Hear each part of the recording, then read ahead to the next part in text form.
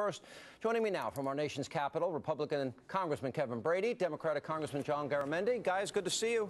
What grade would you give government, Mr. Garamendi, in terms of, you're kicking the can down the road again? We're going to wait till January and February, and we're going to be back in the same spot. What grade do you think you guys deserve? Well, we certainly have an incomplete. We certainly have not been able to get this done. We've been having one fiscal crisis after another, and we really need to put in place a long-term plan on the deficit, and we need to make sure that those critical programs that create economic growth, that they're in place, and that's partly tax policy. It's also certain governmental programs that are fundamental to the nation. 5 years now, President Obama's been blaming Bush, what I inherited, blaming Fox, blaming talk radio, blaming Roe, blaming everybody.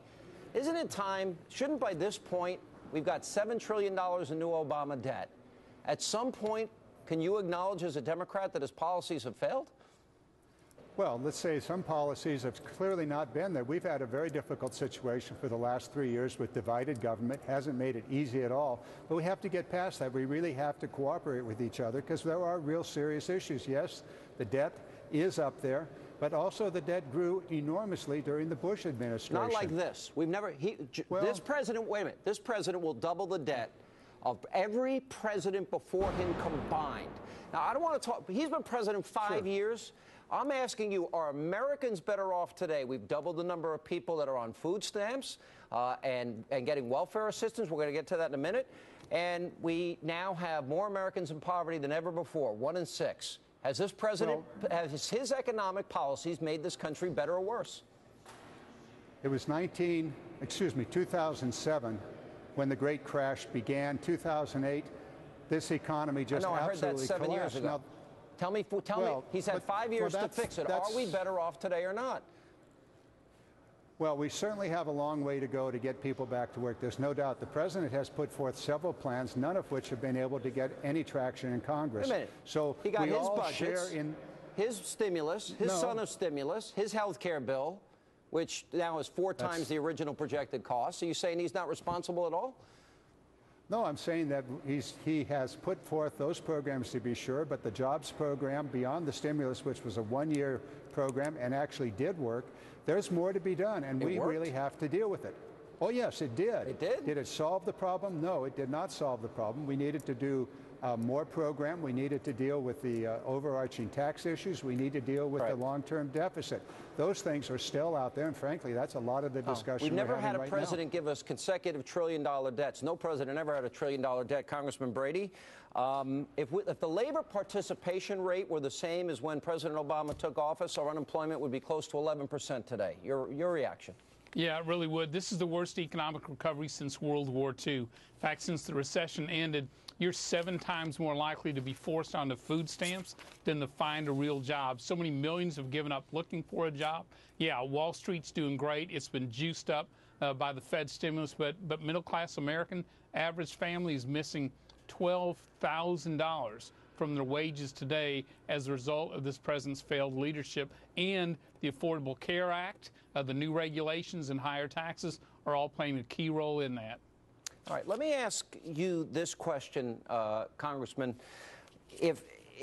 Is it unreasonable to expect a president who will negotiate with the mullahs of Iran to negotiate with Republicans while we're on the verge of a debt ceiling being reached and on the verge of government being shut down, or at least a partial shutdown?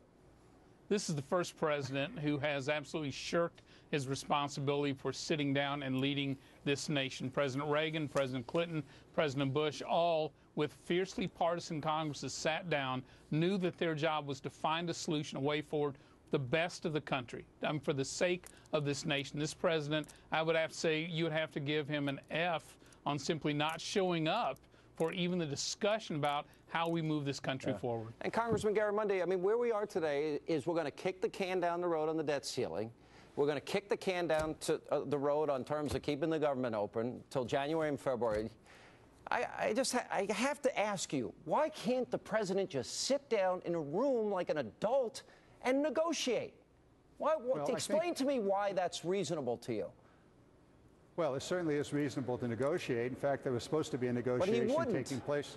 Well, just in this, but in this last hour, Negotiations were scheduled at the White House, but they were delayed because the Senate leaders wanted to have more time to put together their proposal, and frankly, they're doing it right now. The president in 2011 had a major negotiation underway. It did end in the sequestration, which was frankly was a very bad move in my view. And there have been ongoing negotiations. Speaker Boehner's been over there a couple of times to talk about things. No. Every time he goes over, the president says to them first, but I won't negotiate until you do what I want. That's what the first words out of his mouth.